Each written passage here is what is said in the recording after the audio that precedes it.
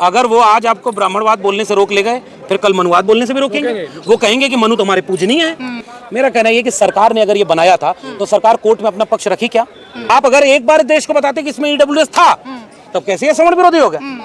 मैं चिंतित ज्यादा बड़ा इससे हूँ कि राजनेता का क्या है, देखिए भाई वो चुनाव लड़ने जाएगा, जनता उससे नाराज होगी, सबक सिखा देगी। वो जो हिंदू राष्ट्र बनाने वाले थे वो कहाँ है? कंधों से ऊंची कभी छाती नहीं होती, धर्म से ऊंची जाति नहीं होती। कथा सुनाने वाले कहाँ हैं जो आरक्षण के खिलाफ बोलते हैं? मतलब धर्म की कथा कहते हो तो उसमें आरक्षण खिलाफ क्यों बोलते हो? बोलते हैं ना वो लोग, पॉलिटिकल लोग हैं ना, कथावाचक तो है नहीं, वो सब बीजेपी और आरएसएस के एजेंट हैं। वो सारे चुप क्यों हैं?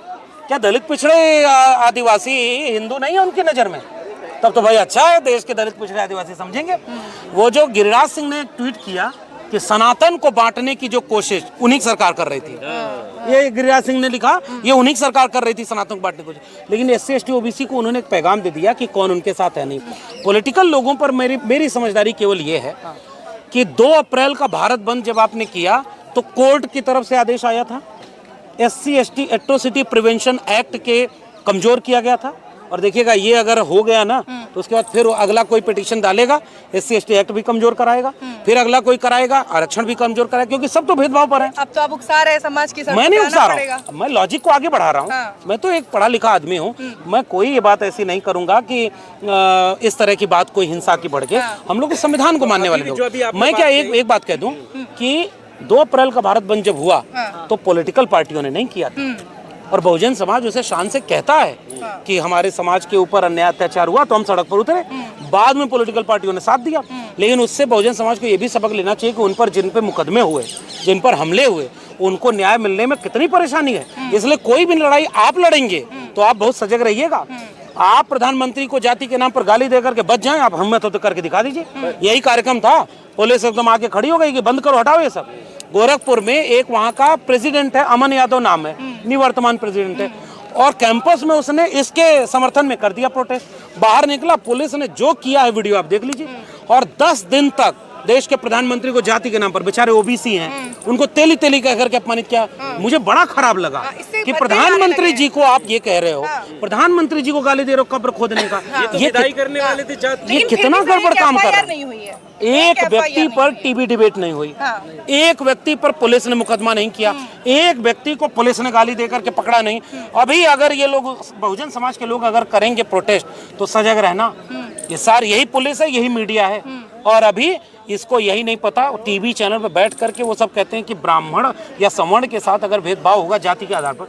मैं जानना चाहता हूँ कैसे होता है और कौन करेगा, किसकी हिम्मत है? मतलब मेरे मतलब कैंपस में तो रहे हैं कि जो ये नारे दिए जाते हैं, तिलक तराजू और तलवार, इनको मारो, देखिए है तो सर नहीं, मैं कह रहा हूँ ब्राह्मणवाद की छाती। अब यही है इस देश की विडंबना क्या है जानते हैं? इस देश ने बहुत बौद्धिक बहसें क्लियर नहीं की, ब्राह्मणवाद का मतलब क्या है और उसमें अंतर है। फिर भी मैं बहुजन समाज से कहूंगा कि चलो ये ट्रैप है, इसको छोड़ देते हैं, मनुवाद।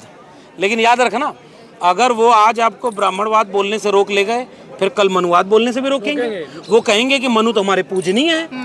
वो तो कथावाचक सब कहते हैं कि मनु तो हमारे पहले कानून के वो हैं। तो एक एक करके वो आपके टूल छीन रहे हैं, क्योंकि आप पॉलिटिकल पावर में नहीं हैं। तो आप कुछ भी करेंगे आपके खिलाफ आएगा। इसलिए संविधान को हाथ में लेकर, बाबा साहब डॉक्टर अम्बेडकर का संविधान, वो आपको ये इजाजत देता है। संख्या, जमहूरियत एक तर्ज हुकूमत है कि जिसमें बंदों को गिना करते हैं, तौला नहीं करते। तो गिनती अगर आपकी है तो गिनती में अगर आप मजबूत हैं तब आपकी बात सुनी जाएगी, और न्यायप्रिय तरीके से। केवल सरकार से पूछिएगा कि जाति जनगणना वाले में कॉलम क्यों नहीं दिया, तुम जाति जनगणना इसीलिए नहीं करा रहे हो। मैंने पूरी किताब लिख करके उनका पोल खोला है। यही सब टीवी पर बैठ करके कहते थे कि अंग्रेजों के आने से जातिवाद बढ़ गया। मैंने सबूत दे करके कहा कि 1650 में इस देश में जाति जनगणना हो रही थी, अंग्रेजों के पहले हो रही थी, मौर्य काल में हो रही थी जनगणना, अकबर के काल में हो रही थी जनगणना। ये सब झूठ बोलते हैं, क्योंकि उनको लगता है कि बहुजन समाज तो मेरिट वाला है नहीं। तो ये बीजेपी की साजिश है कि जाति जनगणना पर बात ना हो। और पीछे से देखिएगा, अगर इस सब में उलझाएंगे, अब आपको ये भी बचाना है। अब यही है, वो बच्चे आप मांग रहा था कि हमको लड्डू चाहिए, और उसके पजामे का नाड़ा ढीला कर दिया। अब वो वही पकड़ने बचा है, और जो मिला था वही छूट गया आपसे। बीजेपी इतनी खतरनाक पार्टी है, एक तरफ वो हिंदू बनाने के नाम पर सबको एक करेगी, धर्म के नाम पर लड़ाएगी, फिर जाति के नाम पर लड़ा दी। आप अगर एक बार देश को बताते कि इसमें ईडब्ल्यूएस था, तब कैसे ये सवर्ण विरोधी हो गया? 10 में से 7 मेंबर आपके नॉन SC ST OBC हो सकते हैं। ये बीजेपी ने करवाया वही है। तो कह रहे हैं कि EWS के खिलाफ भी तो जातिगत भेदभाव हो सकता है। कैसे? जैसे कहेंगे कि कोटे से आए हो, उनको भी तो कहेंगे कि सुदामा कोटे वाले हो। इस तरीके से उनके साथ भी अपमान किया मैं जाएगा। 14 साल DU में पढ़ाया, हाँ। एक SC ST OBC बेचारा उसको PhD में एडमिशन नहीं मिल तो उनके पाता। पास भी है ना। तर्क कमजोर है। अच्छा। उसमें जाति के नाम पर नहीं है, एक तो गरीबी का कोटा है। सुदामा अपमान करने वाला नहीं, मैं उससे सहमत नहीं हूँ, किसी को इस तरह से नहीं कहना चाहिए। मैं बड़ा संवैधानिक आदमी हूँ। मैं केवल ये कह रहा हूँ कि जातिगत उत्पीड़न अलग चीज होती है।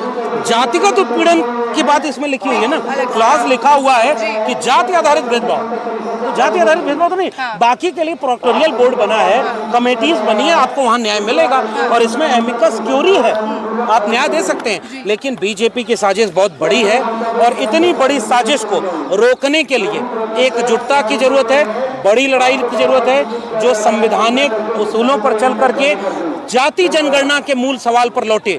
ऐसा ही दृश्य मंडल आंदोलन के समय था और मंडल आंदोलन के समय ऐसा ही विरोध हो रहा था। अब देखना यह है कि मंडल वाली ताकतें तब भी आज कहाँ सेंटर में ओबीसी था, अब भी सेंटर वर्सेस सवर्ण, ओबीसी वर्सेस सवर्ण है। हर बार ओबीसी रहता है सेंटर में, उसके बाद भी ओबीसी समाज को जब आना होता है आगे, उन्हें समझने की जरूरत होती है, वो कहाँ गायब हो जाता है? असल में बांटा गया, जिन्होंने बांटा उन्होंने जातियों को जातियों से लड़ा दिया, उन्होंने बहुत सारी चीजें उलझा दी हैं। हमारे जैसे लोग एक कोशिश करते हैं कि एक बहुत गंभीर सवाल अगर है तो वो मुद्दे से भटके ना, क्योंकि टेलीविजन चैनल रोज इसको मुद्दे से भटका रहा है। और दूसरी तरफ वो ये भी कोशिश कर रहा है कि एक समुदाय को दूसरे समुदाय से लड़ा दे। सवर्ण समुदाय के विरोध की बात करने वाले महापंडित राहुल सांकृत्यायन और मंडल लागू करने वाले सवर्ण थे विश्वनाथ प्रताप सिंह, और उनको गाली दी गई कि राजा नहीं फकीर है, देश की तकदीर है। मंडल लागू कर दिया तो राजा नहीं रंक है, देश का कलंक है। अर्जुन सिंह सवर्ण थे और दिग्विजय सिंह भी सवर्ण है।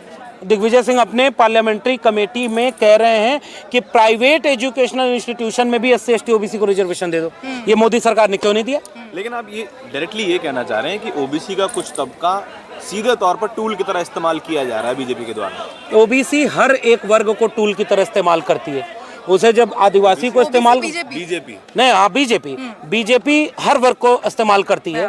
बीजेपी एक आदिवासी को राष्ट्रपति भी बना देती है और उसके बाद आदिवासियों पर क्या होता है, उसके बाद OBC प्रधानमंत्री भी कहते हैं कि मैं OBC हूँ और उसके बाद OBC की जाति जनगणना नहीं होती। सर ये गलत है, बीजेपी कुछ भी कर देती है, इल्जाम लगता है। आप लोगों के हित में इतना अच्छा नियम वो लेकर आए जिसके लिए सवर्णों से गाली खा रहे हैं मोदी जी, फिर भी आप लोगों के मुंह से तारीफ के एक शब्द नहीं निकलते हैं, आप अभी भी उनके खिलाफ बोल रहे हैं। अगर ये अच्छा कानून था तो सरकार में खड़े होकर के वो कहते कि जज साहब इसको रोकिए मत, हमने बनाया है। क्या बोला उन्होंने? सरकार ने बोला सुप्रीम कोर्ट ने लगाई है, क्रेडिट मोदी जी को जा रहा है। नहीं, किसका रोकने का? मंत्री जी ने क्रेडिट दिया कि मोदी जी का शुक्रिया अदा करिए। देखिए, अब वो करें, वो जिसको जो करना है करे, मैं उसमें कुछ बोलूंगा नहीं। मेरा कहना ये कि सरकार ने अगर ये बनाया था तो सरकार कोर्ट में अपना पक्ष रखी क्या? जी 10 दिन पूरे सड़क पर प्रधानमंत्री जी को अपमानित करने वाली बात बोली जा रही थी। UGC ने प्रेस कॉन्फ्रेंस की क्या? UGC को बाहर आके बोलना चाहिए था कि इसमें क्लैरिफिकेशन होना चाहिए। तो यही बात है, एक बड़ी लड़ाई लड़ने की जरूरत है और सरकार की साजिश है। जाति जनगणना कराने के बाद ही ये मुद्दा सुलझेगा और मंडल आंदोलन की तरह इस देश के हर एक व्यक्ति को न्याय और समता के पक्ष में खड़ा होना होगा। हम किसी के खिलाफ ये लड़ाई नहीं लड़ रहे हैं, अन्याय और भेदभाव के खिलाफ लड़ रहे हैं। Thank you.